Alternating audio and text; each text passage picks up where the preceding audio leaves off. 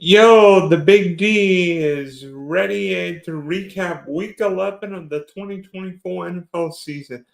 Before I start recapping, going through all these games, please subscribe, like, and share the Spunky Spectrum Sports and the Driving to the Top Productions YouTube pages.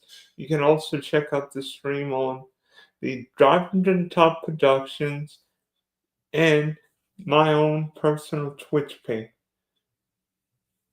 Also, check me out Spotify and Apple for all your audio and video content, guys. So, I've got a neck pillow. Try not to strain my neck so much looking at the computer. That way, I'm not getting tet neck or whatever it is now.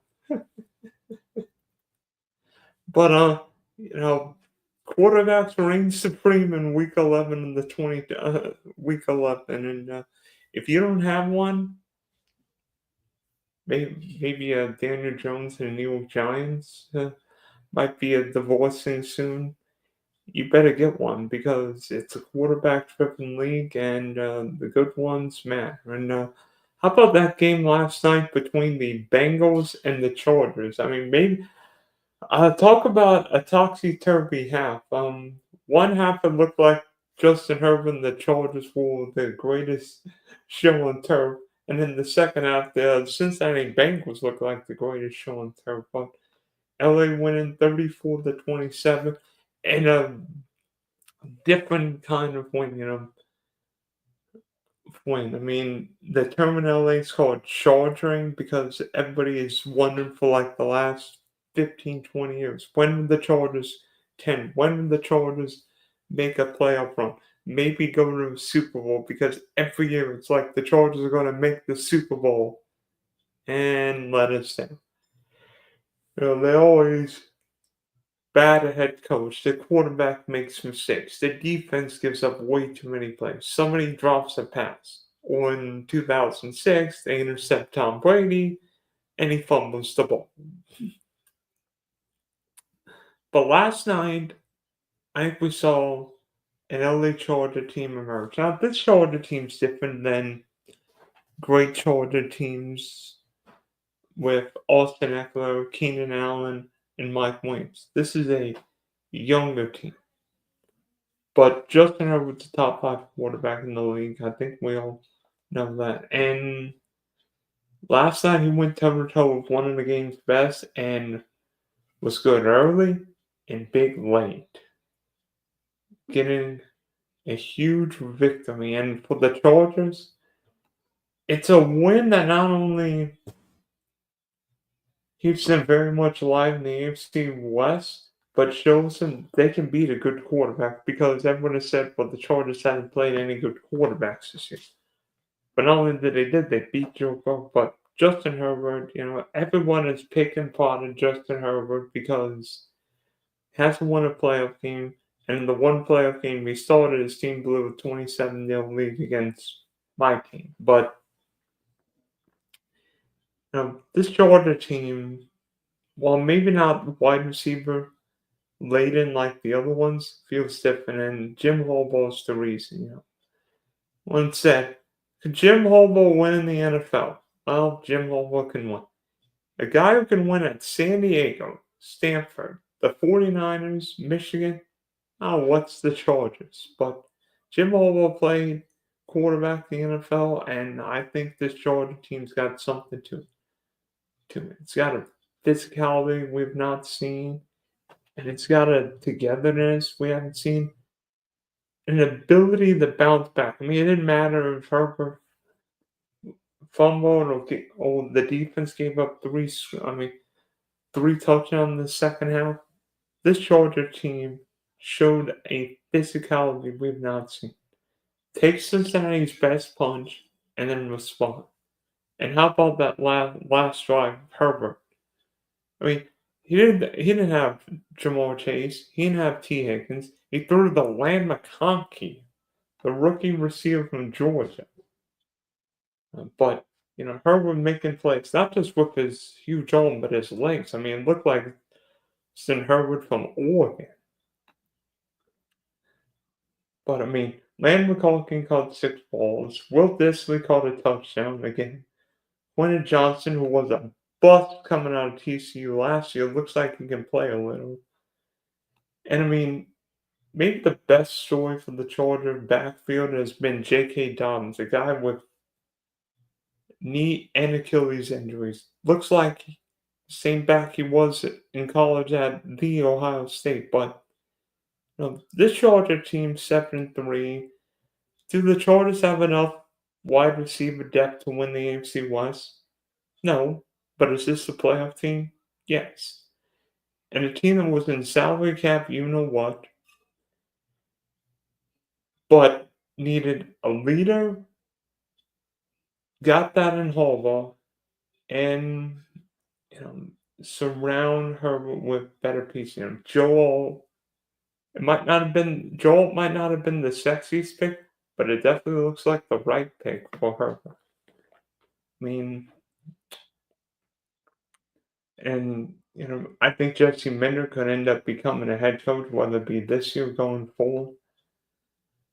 But you know, I'm I'm amazed how the Cincinnati Bengals are 4-7. I don't know, but again, for like the 15th time this year, Joe Burrow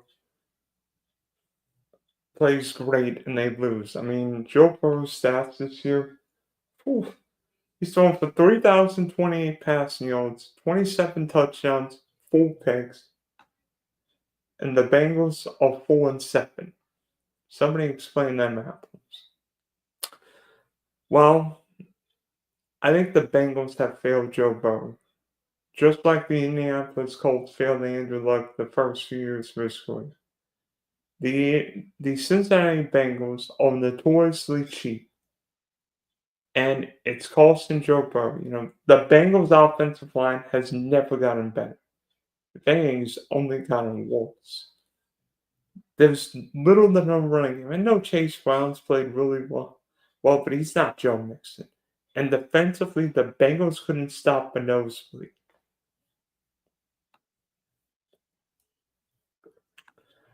I'm looking up Cincinnati's the scores this year. Bengals gave up 16 to New England, 26 to Kansas City, 38 to Commanders, 24 Panthers, 41 to Ravens, only gave up a touchdown to the Giants, 14 to the Browns, but then 37 against the Eagles, 24 Raiders, 34 Ravens, and then 35 and 34 last night. I mean, at 4-7 on the Bengals, still a playoff team? Maybe. I mean, the schedule does open up, does get easier. No more Baltimore. They do have a couple games against Pittsburgh, but I mean, I feel bad for Joe Burrow. I mean, yeah, he's got Jamal Chase and T. Higgins. Boy, how would one of those guys look? But the Bengals ownership is why they lost last night. Joe Burrow's been balling should be in the MVP race with Josh Allen, Mahomes. And instead, he's 4-7 because his defense couldn't stop a nosebleed. And then, of course, Evan McPherson misses for him look like 2 reasonable field goal attempts. Only happens to Joe Burrow. Only happens to Joe Burrow. By the way, there were a lot of field goal misses yesterday. Just in LA, but in New Orleans, Baltimore, and Chicago. But Jamal Chase caught 2 touchdowns. T. Higgins was great. I mean, some of those plays that Herbert and Burr made just look crazy. I'm not sure how many guys could make plays. Maybe the guy in Buffalo. Speaking of Buffalo, how about the game of the day on paper between the Chiefs and the Bills? So How many tables did the Bills smash last night? Because Buffalo beat the Chiefs 30-21 in a game that never really felt that close. I mean, the Bills have beaten the Chiefs won in 4 straight regular season games. And yes, everybody's going to ask, can the Bills beat the Chiefs when it matters most in January? But this Bill team feels different. I mean, yes, Josh Allen was fantastic other than one bad pick yesterday, but the Bills' offensive line looks better. I mean, they've got maybe not star receivers, but capable wide receivers. Tight ends, who knows if Dalton Kincaid comes back after a week 12 bye. Good, capable running backs. I'm not sure why James Cook didn't see the field more yesterday, but that's a story for another day. But the Bills outplayed Kansas City on the key downs, 9 of 15 on third down. And Josh Allen's run not only might be the a play of the day, it might be the play of the season. I mean, remember that 40-something yard touchdown run in the playoffs? This might be big on 4th and 2. Everybody knows Josh Allen's going to run the ball, and he scores a touchdown. I mean, I'm not sure anybody could do what he did on that 26-yard touchdown. I mean, I'm thinking Steve Young, John Elway, Randall Cunningham, who knows? But the Bills not only needed a win, they made a statement. By the way, the 72 Dolphins could pop the champagne because Kansas City lost for the first time since, Christmas Day last year? I mean, for the Bills offensively, yes, Josh Allen led the team in rushing, but can't do it every game. But, nobody really had a standout day for the Bills. I mean, Shakir caught 8, Curtis Samuel caught a touchdown, Maury Cooper caught a couple passes, caught 4 passes, James Cook, Matt Collins. It was a total team effort. And then offensively for the Chiefs, I think Kansas City finally felt the effects of playing so many close games. No Isaiah Pacheco, no Rasheed Rice, no Marquise Brown.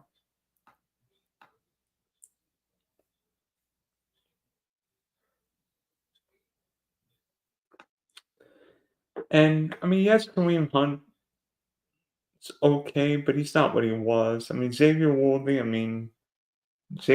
fantasy owners are going to be mad at the one play where you didn't get both feet in bounds. But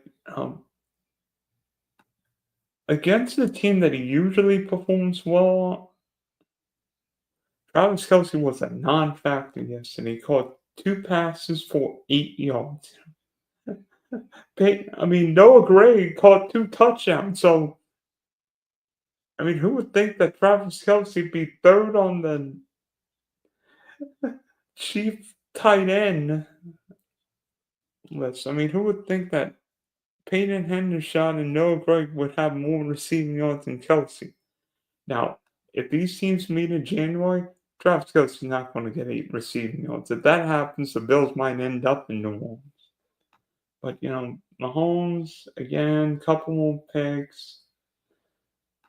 Maybe for the Chiefs it's better that they're not undefeated anymore because sometimes we've seen where being undefeated hurts teams. Maybe it hurt the Panthers or the Colts, even New England. 18-0, trying to make history and then lose to the.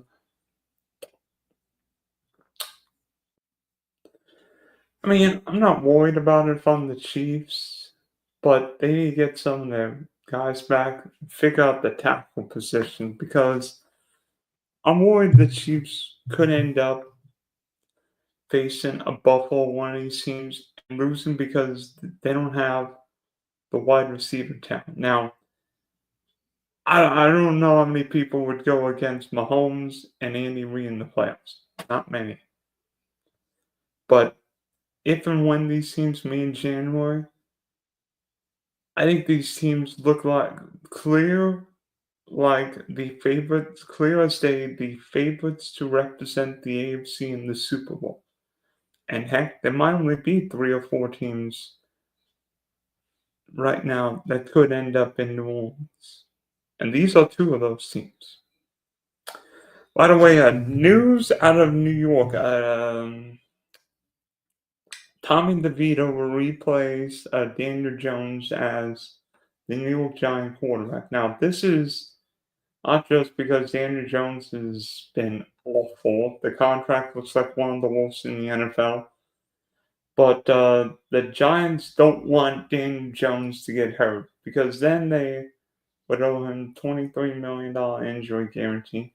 New York is now in the tank business, so they could end up losing games, get a better draft pick for one of these quarterbacks. Shedeur Sanders. And if Tommy DeVito plays well, this Giant coaching staff could say it was Daniel Jones' fault. We want to play him, and Tommy DeVito looks better. But I have no idea what this is going to mean. I mean, Malik Neighbors, fantasy value is going down the toilet. So, Lord knows what's going to happen with the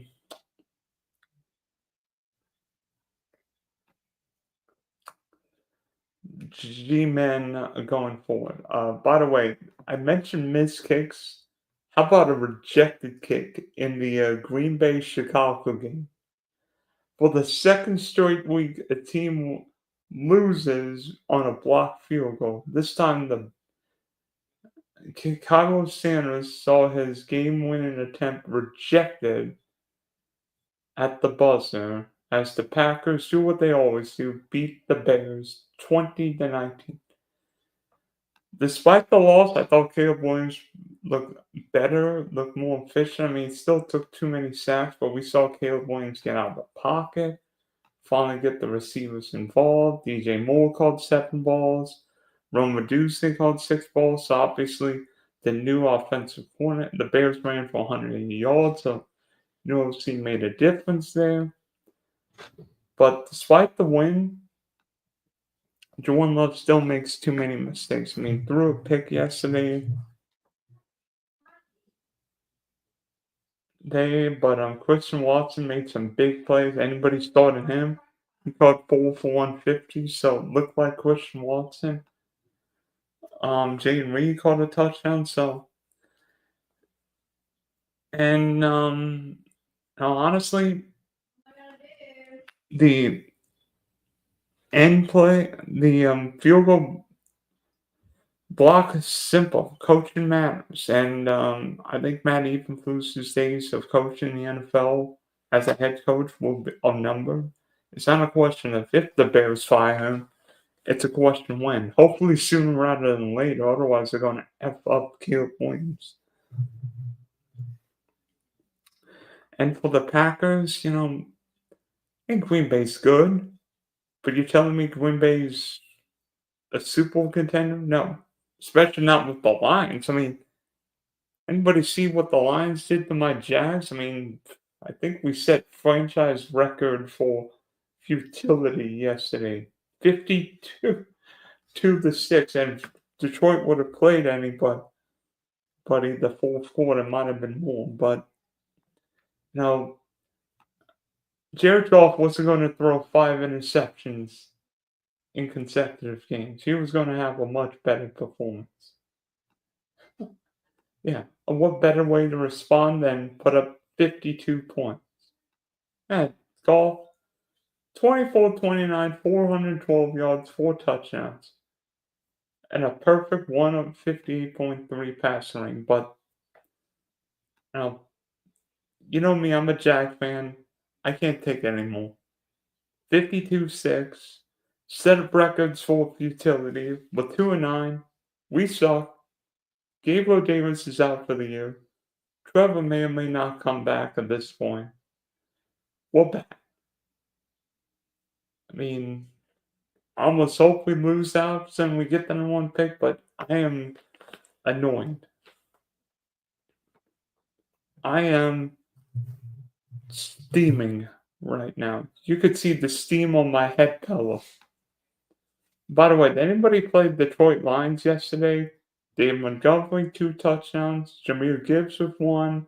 Amon Ra caught 11 balls for 161 and a couple of touchdowns.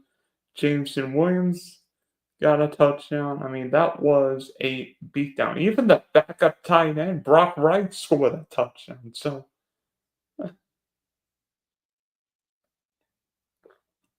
mean, Detroit right now, it's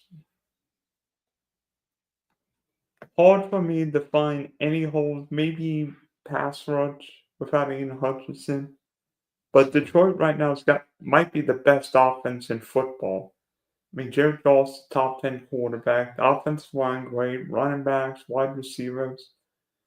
We'll see if Sam Laporta comes back this week, but that's a beatdown. And from beatdown to maybe the rivalry that beats up its players more than anyone, Baltimore Pittsburgh. Eventually Russell Wilson was going to have a great game, and he didn't. And but despite it, the Pittsburgh Steelers do what they usually do under Tom and win an ugly, low-scoring game against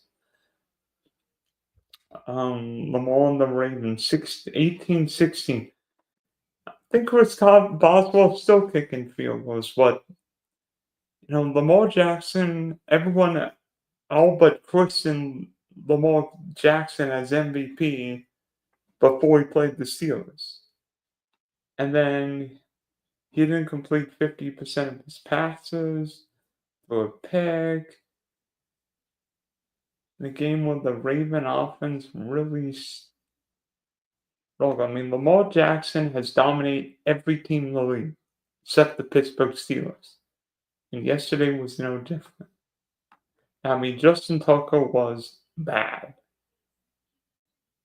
Missed a couple field goals. I mean, the Ravens were 4 of 11 on third down. The Steelers were 4 of 16. But one noticeable stat to me that shocked me yesterday, Baltimore only ran the ball 19 times, and Lamar ended up throwing 33. So, we saw Baltimore throw a lot in the AFC Championship game, bit them in the butt. The Ravens can't be all Lamar Jackson dependent in big games. And the Ravens also committed 12 penalties. Not going to win too many games committing 12 penalties. So Russ, bad pick. Pittsburgh was 0 for 4 in the red zone. But in the end, defensively, we know what TJ Watt can do, and they did just enough. George Pickens making plays. I think he caught 8 for 89. They did just enough. TJ Watt, surprised in a sack. So, I mean, Pittsburgh's 8-2. Play Cleveland on Thursday night. I mean, nobody would have predicted Pittsburgh leading the AFC North in Week 11, but the Steelers all. By the way, I think Cleveland Brown fans are mad with how many yards Taysom Hill got yesterday. I mean, did anybody see Taysom Hill's crazy afternoon? I think he's still scoring long touchdowns against the Browns. Game I thought Cleveland could have won, and the Saints blew them out. I mean, Taysom Hill's afternoon was wild. Threw a pick, carried the ball 7 times for 138 yards, scored 3 rushing touchdowns, including a 75-yarder, and then caught 8 passes for 50 yards. So, I mean, if you use him at DK and Millie Maker, whatever league, Taysom Hill put up a ton of points. And I mean, Jerry Jr., it was a crazy game. The Saints ran the ball for 214 yards. I mean, James Winston threw for nearly 400.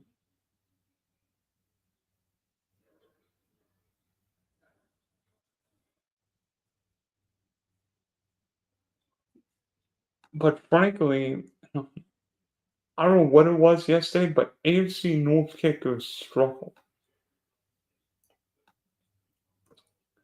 McPherson missed a couple kicks. Tucker missed a couple kicks. I mean, Dustin Hoffman's 0 for 2.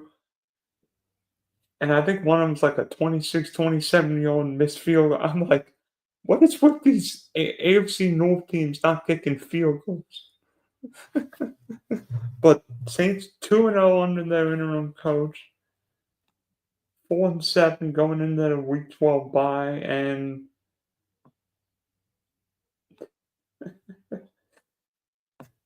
there's at least one upset that makes you scratch your head. I think it was that one this week. Okay, to the Meadowlands, where the Indianapolis Colts got a much-needed road win against the New York Jets, 28-27. I questioned the Colts benching Anthony Richardson for Flacco because I'm like, Anthony Richardson, not the guy. But Anthony Richardson sure looked like the guy yesterday. 272. It's throwing a touchdown, running for 2 more.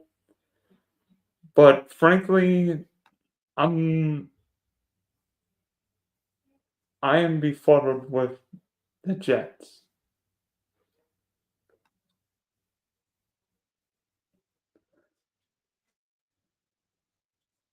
Because, the Jets only committed 2 penalties, so that's a start, but didn't have a turnover.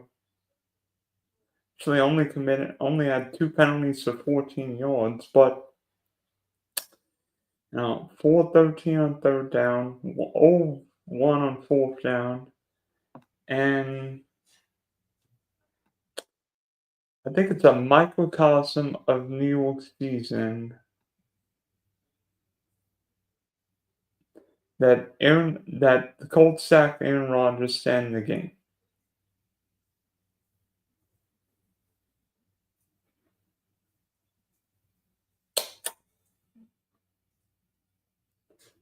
That is so New York Jets to have to end the game with Aaron Rodgers being sacked.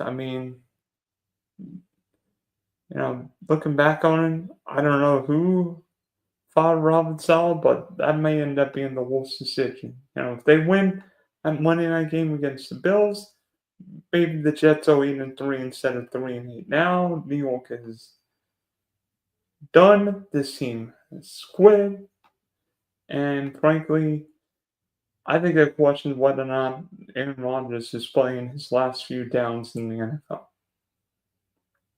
because this team's not good enough. Head up the road to Foxborough, where the LA Rams got a bounce back win against the Patriots, 28-22. Matthew Stafford, looking like Matthew Stafford, 4 big touchdown passes yesterday. Cooper Kupp, Puka Nacua, each over 100 yards. Kupp scoring twice, Puka scoring once. I think he made a couple great catches yesterday. Kobe Paulson got his other touchdown. Despite the loss, I think Drake May's improving. I'm liking a lot what I'm seeing with this young pup. 282, couple touchdowns, 100 passer rating. So, a lot to like. Do the Patriots have the right coach? Enough weapons around? Who knows? But, for the Rams, fly across the country, short week, and get a much-needed road win. Huge. Especially with what happened against the Dolphins on Monday night. By the way, Minnesota beat the Tennessee Titans 28-13. 23-13, sorry.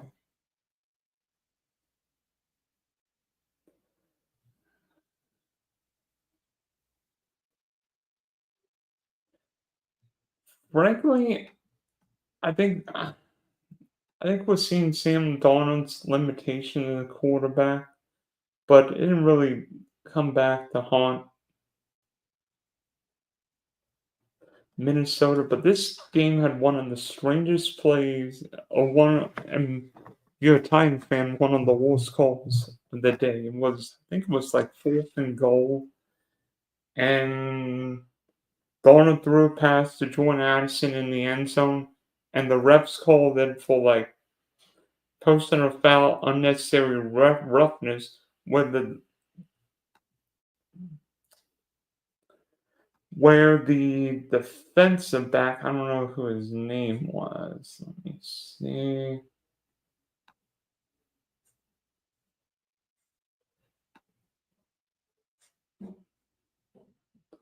Fourth and goal from the 1.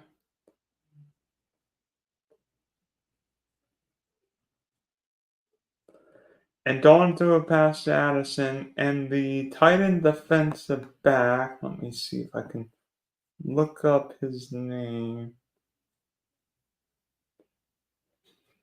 Mike Brown hit him in the chest, but the refs called it for personal foul and necessary roughness, and the Titan players and coach went bananas. I think the Titans head coach,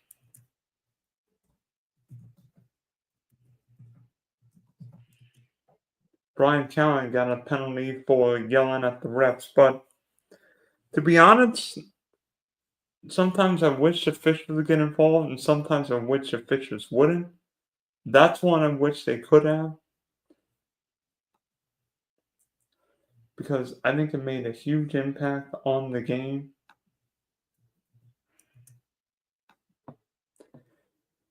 Because it potentially took points off the board, and really, it wasn't a hit to the head. I mean, where can a DB hit a guy?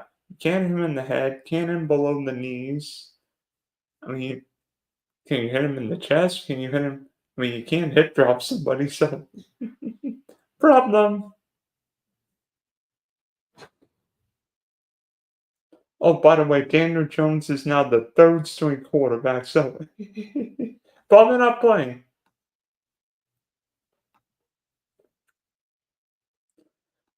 So Miami beat the Las Vegas Raiders 34-19.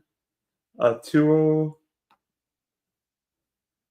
looking like his usual self, 280 yards, 3 touchdowns. Devon Achane, Jonnu Smith having a monster day with 2 touchdowns. Tyreek Hill caught 1. I mean, I have no idea why Jalen Waddle has forgotten how to play. But to me, the biggest story of this game might be Brock Bowers. I mean, I don't think Brock Bowers will win Rookie of the Year with all the quarterbacks, but he has been a beast. I mean, 13 receptions for 126 and a touchdown. Miami didn't have a chance of covering him yesterday. I mean, yeah, the Raiders don't have a quarterback, but they sure have a tight end. A darn good tight end. Couple more late afternoon games. How about Bo Nix and the Broncos putting a beat down on the Atlanta Falcons 38-6. Bo Nix 28-33, 307 yards, 4 touchdowns. You know, give me a like Jim Harbaugh, Hall of Fame head coach, capable quarterback. There's a reason why Sean Payton wanted Bo Nix, because he knew this guy with 60 some odd college starts could play. And Bo Nix is great. Now, his upside might be more than Justin Herbert, Josh Allen, some of these guys. But Bo Nix right now looks capable. I mean, the Broncos won salary cap, you know what, after basically cutting Russell Wilson. But this Bronco team, 6-5, who knows if Denver can make a late push for the playoffs. I don't know. This Bronco team can win in January, but I'm not going to underestimate the coach again. I don't think anybody will. And then, how about the Seattle Seahawks going to beating the San Francisco 49ers? Now, Mike McDonald. Are you on something? Yes. Mom's trying to get in my stream again. But how about Mike McDonald? Coming up with that game plan yesterday, I mean, Geno Smith was a ball. I mean, that rushing touchdown was one of the plays of the day. And Seattle's got a great trio of receivers with Jackson Smith and Jigba, DK Metcalf, and Tyler Lockett. I mean, Jason caught 10 for 110. Metcalf caught 7 for 7. But there were question marks with this San Francisco team. This San Francisco team, I said before the year San Francisco wouldn't make the playoffs. Well, in 10 games, the Niners are 5-5. And they've lost 3 games at home. Yeah, 1 to the Chiefs, but then they've lost to the Cardinals and the Seahawks now. And frankly, this 49er team looks like it's aged. Maybe not having Brandon Ayuk's hurt them, not having a healthy Christian McCaffrey. But I think this Niner team is not seeing Trent Williams at his best. And frankly, Sam's offensive line wasn't that great to begin with. I mean, gave up 4 couple of sacks yesterday, and defensively, yeah, Nick Bosa is great when he's on the field. But he wasn't on the field the last bit of the game. Geno had time to throw, and all of a sudden, bing, bing, bing. So, the Niners, 5-5, have 2 very difficult road games at Green Bay this Sunday afternoon, and then at Buffalo next Sunday night. I feel like the Niners have to win both of those games, especially with games against the Cardinals, Rams, Dolphins, and Lions coming home. This Niner team's in trouble. I never thought I would say, but on the Niners' potential, could my prediction of San Francisco not making the playoffs come true? I might not be that crazy. So thank you for tuning into this Week 11 recap stream. I know it's a little later than I originally hoped to stream, but better late than never, right? I mean, congrats to the Chargers for charging and getting a win, and the Bills for beating Patrick Mahomes in the regular season. Give me all Texans tonight. Nico Collins back. I think it'll be a heavy Joe Mixon game. And Alex, let's have Kaimi Fairbairn over 15.5 field goals tonight. So that we're not out of our guillotine league. By the way, in the guillotine league, I'm at like 140 something points, so no problem there. Doing just fine in guillotine. So this is the Big D signing off for now.